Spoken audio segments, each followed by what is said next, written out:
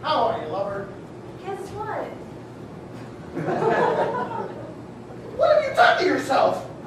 I can't take all the credit. It was a mutual effort. Honey, I haven't seen an old friend in over a year. It's customary to kiss them love.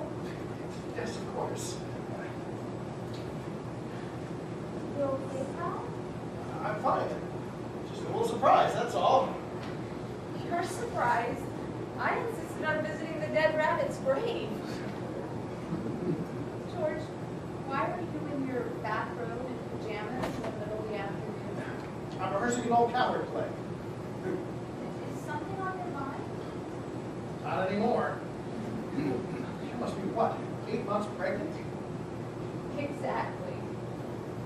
Honey, it's not that tragic. You just have to find another way to communicate. Great. Got any ideas? We can talk.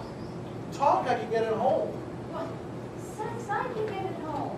And as you can see, that ain't just talk. What does that make me? It's better. Matter? I must be the only man in America who just kept an illicit assignation with a woman who looks like a frigate in full sail.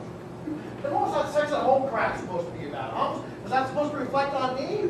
You don't think I have normal desires and sex drives? Oh, of course I do. I think you're perfectly normal. Just meant that I look forward to this weekend all year for more than just sex. I just love being here, don't you? Yes, of course I do, but of course. I drive all the way up here in your condition. I'm behaving like a complete idiot. I'm very sorry. You should have thrown something at me, huh? I'm sorry. Honey, is there something else bothering you? Nothing I want to discuss. Every year we meet, it's always awkward at first, but we usually solve that with a lot of heavy reading between the sheets. Doris, if we can't do it, would you maybe not talk about it? I'm sorry, I just thought maybe we could do something else to break the ice. Okay, I'm open to suggestions. Okay, well how about this? I'll tell you a secret about myself that I've never told anyone else before, and you do the same. Okay. I think I've had enough surprises for one day, but okay. You're gonna like this. I have been having sex dreams about you. When? Oh, just recently, but almost every night. What sort of sex dreams? That's what's so strange. They're always the same. We're always making love, but it's underwater. In caves, grottos, swimming pools, but always underwater. Isn't that weird? Maybe it has something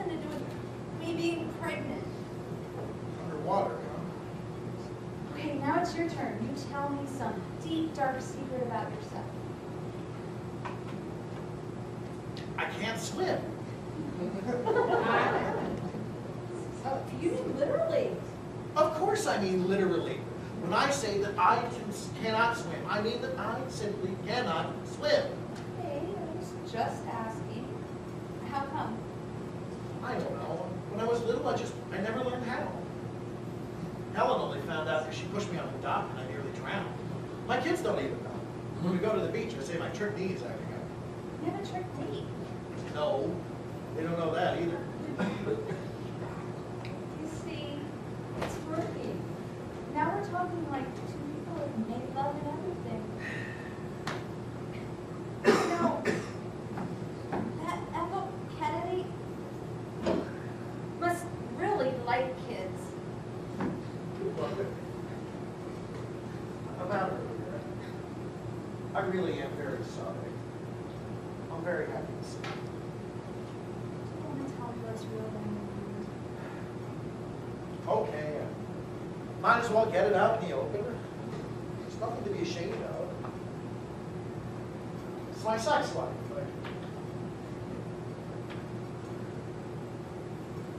Helen just can't seem to satisfy me anymore.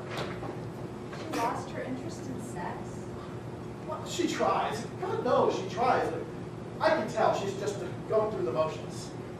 Why do you think this is? Well, you know, Helen's always had lots of hang-ups about sex.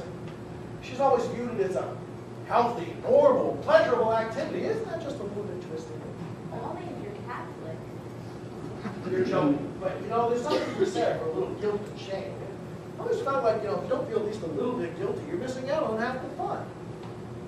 Anyway, to Helen, it's always been good, clean entertainment. No wonder she lost interest. So, the practical upshot is that my sex drive has been increasing while hers has been decreasing. That's really odd. Usually it's the other way around. Are you accusing me of lying? No, of course not. Why are you getting so edgy? I don't feel really very comfortable discussing it with when she's not here to defend herself. George, would you like to get to the more formal part of your presentation? About Helen? Yes. Okay, I'll start with a good story. Well, you've never done that before. You must be mellowing. Doris, please. So, we're in London. We're going to our hotel, and there's this man in a formal coat and striped trousers standing outside the entrance of the hotel. So, Helen hands him her bags and breezes on past him into the lobby. He follows her and very politely explains that not only does he not an employee of the hotel, but he is, in fact, the Danish ambassador. Without skipping a beat, she says, "That's marvelous. Now you can tell us all the best restaurants in Copenhagen." And he did. But my point is that it doesn't bother her when she makes a complete ass out of herself. I really admire that. And what is it you don't admire about her? That damn sense of humor of hers. Good. These are the stories I like the best. Okay, so we're coming home from a party. We both had a few drinks.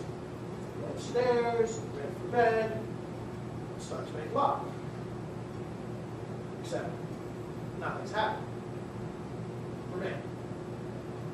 I can't, you know. Anyway, it's no big deal. We laugh about it.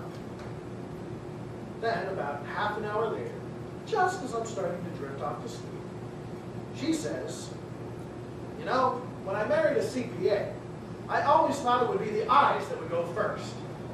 Only trying to make you feel better. Yeah, well, she didn't.